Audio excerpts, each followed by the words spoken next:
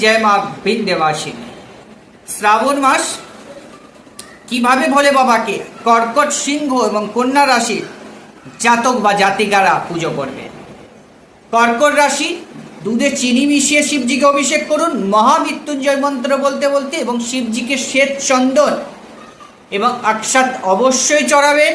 বেলপাতা এবং সাদা আকন্দ ফুল সারা মাস চড়ান।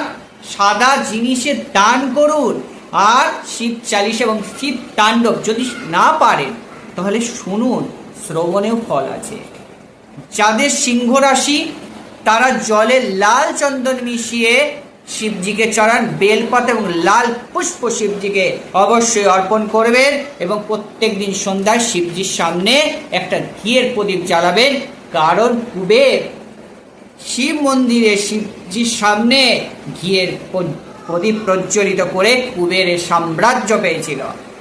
কন্যা রাশি, জলে ভাং মিশিয়ে শিবজিকে অভিষেক করুন বা মধু মিশিয়ে অভিষেক করুন। প্রতিদিন 11টা বেলপাতা মহামৃত্যুঞ্জয় মন্ত্র বলতে বলতে পিছনের ডাঁটি কেটে দেবেন।